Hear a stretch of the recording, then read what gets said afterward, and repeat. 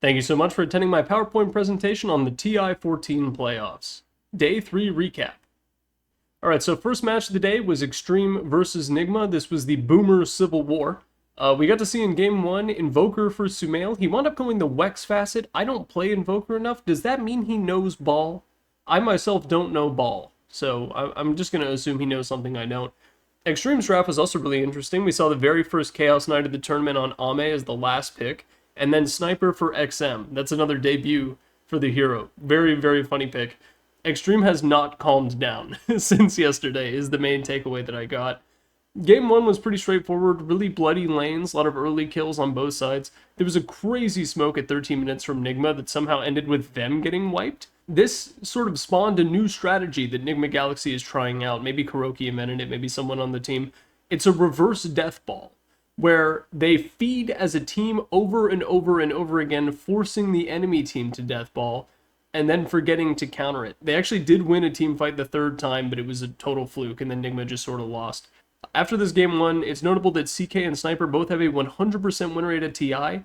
Please emergency nerf before Championship Sunday tomorrow. Game 2, Nigma wised up a little bit. They went for the Dusa, the same hero that worked very, very well yesterday. Interesting carry matchup for Ghost against Ame Ursa, but it wound up literally not mattering in any capacity.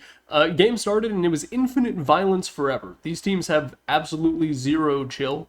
Xingqiu appears to have washed his face. He had really good Snapfire plays, a lot of really good snipes with the Q. Nigma ultimately just couldn't fight into Xtreme. Every fight they took, they just straight up got outplayed. It was a very straightforward skill issue between the two rosters. There was a very sus Roche attempt by Ame. It was a good attempt by Omar Clock to steal the Aegis. Didn't work out. Don't worry, there were other Aegis steals today, a shocking amount, considering that Roche has been pulling in overtime this entire tournament with the game lengths. The kill score was 21-4 for Xtreme at 24 minutes. It was nice to see a game with some kills. It was not nice to see Nigma Galaxy being on the receiving end of it. And then Ghost cliffed himself in the Radiant Money Tunnel with Manta style. And then he freaking died, and then the game just kind of ended. It was a very anticlimactic run for Nigma Galaxy. Nigma balls, good luck next year. Moving on to match 2, this was probably my series of the day. I am a surprise shock BetBoom fan, and I'm also a surprise shock heroic fan, so I had a bit of a cognitive dissonance moment watching this match, but Pure going into this was probably still a little tilted from yesterday. They probably had a crazy conversation in the hotel room last night. I maybe shouldn't be making light of it too much, but the question was, is he tilted enough to lose to a South American Dota 2 team? And I am very proud to say, no, he was not, but shit, it was close.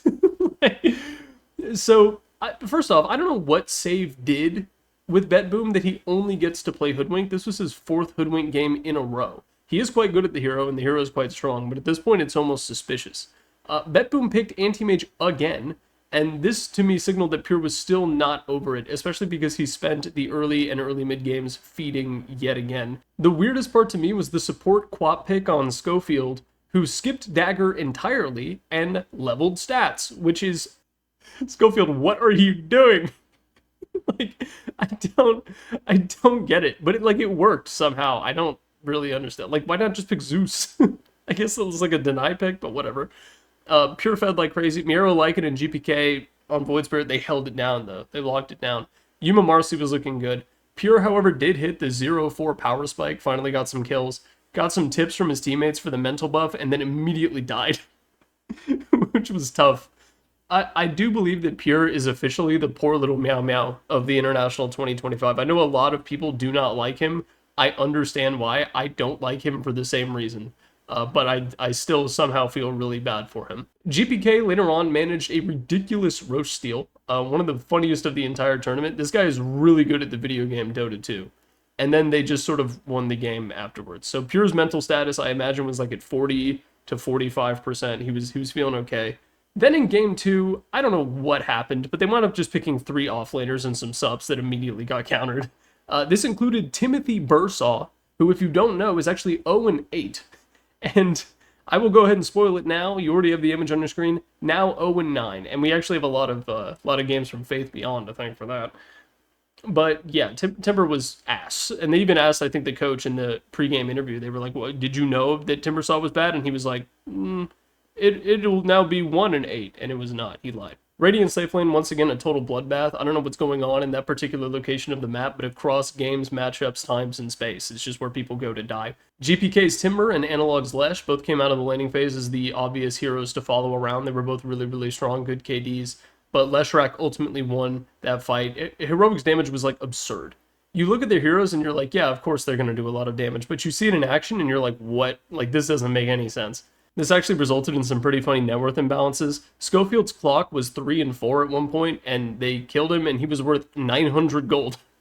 And I don't know why that stuck out to me so much, but like I remember looking at that and being like, the math, something glitched in Dota. There's no way that's true, but it was. The game ultimately ended with Yuma aura farming in the fountain of BetBoom. So this is something I've thought about. I thought about it a lot yesterday. BetBoom has like a masochistic unwillingness to call GG, and like I get it. It's TI, right? But if you got megas and you're getting farmed like corn in your own fountain, just call GG. Biggest takeaway from game 2, kneel before Anal God. Just make sure you're facing the right way when you do so. Game 3, there were 2 really big draft highlights that I want to focus on. The first, genius draft by Heroic, actually. They saw the silencer ban from BetBoom, so they wound up snatching Dawn and Enigma in the second phase. 2 really strong heroes that were safety valved by silencer the entire tournament. That was awesome. The second big draft highlight is they showed a baby in the crowd, and the chat spammed Arteezy. And I thought that was very funny. Anyway, Pure immediately fed FB and took the walk of shame. They pulled up a camera to show him walking to lane, which I thought was just a little unnecessary. And then Whisper's Dawnbreaker died to an Ancient Stack. Those were the big highlights. This game was nowhere near as explosive at the beginning, but don't worry, it gets a lot better.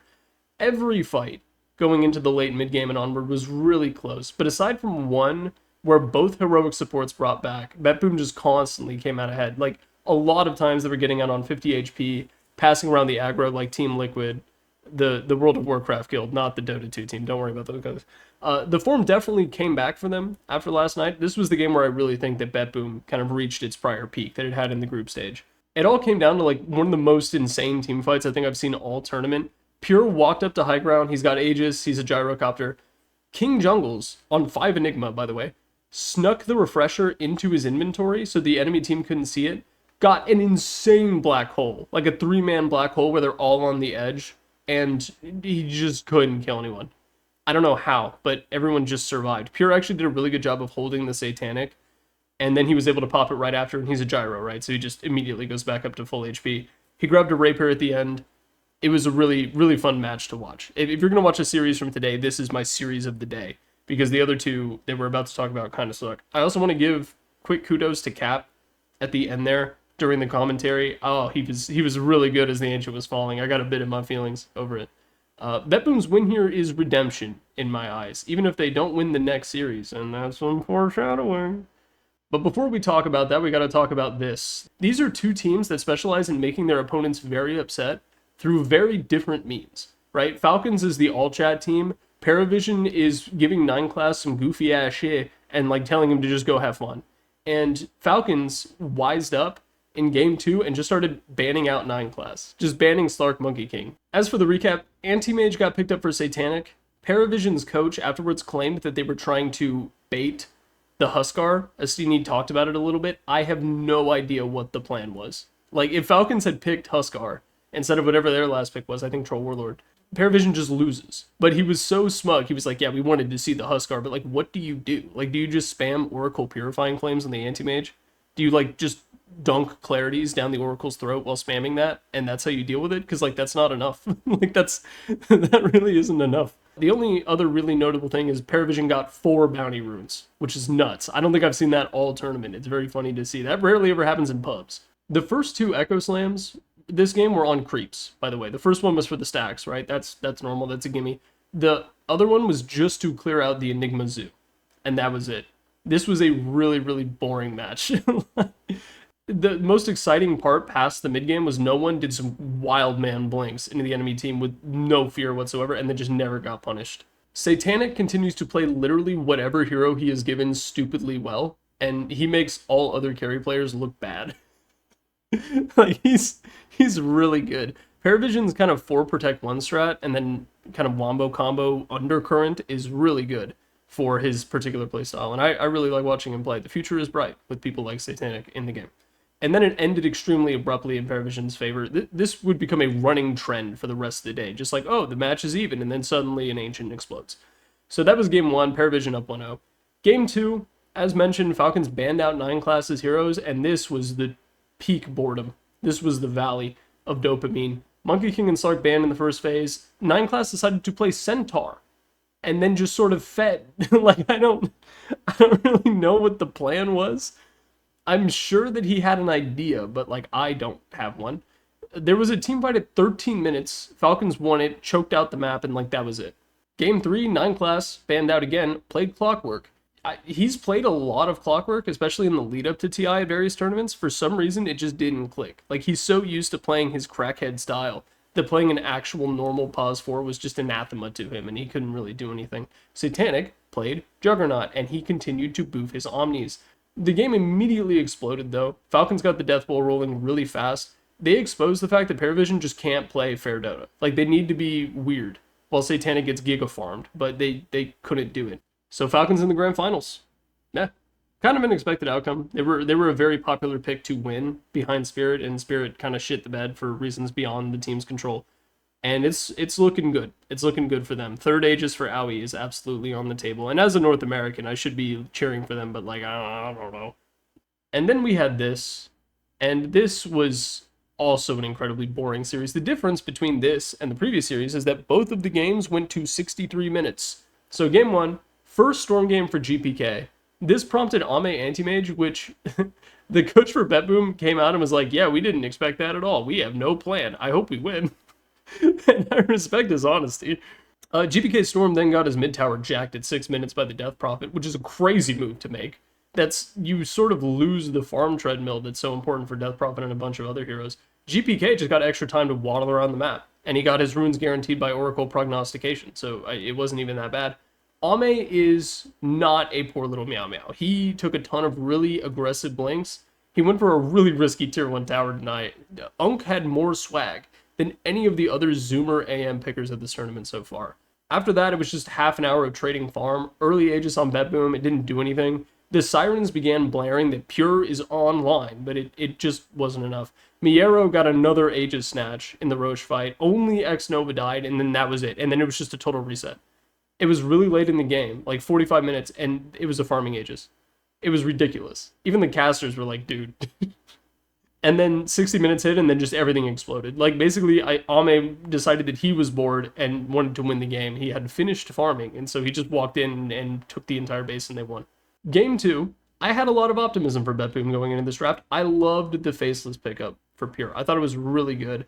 It's a little tough against the Sven, right? But you've got other tools to help deal with that. You've got the Monkey King, you've got Hoodwink. X-Nova diving like a fucking maniac on AET was the only interesting thing that happened before 30 minutes. This was another nothing burger of a game, which wouldn't be that bad, except the morning was full of everything bagels. So it felt even worse than it usually would. Pure then landed the most sus-looking, but actually godlike chrono I've ever seen in my life. Like real universe type shit. Because he caught Ame on the edge, while XM on Lesh was on the other side.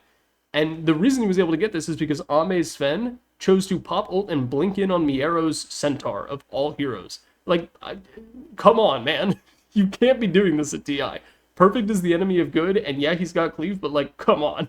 And that was a 16k net worth swing off that one fight. BetBoom was at a 10k deficit, now they're 6k up. And so they're totally going to win, right? And they don't.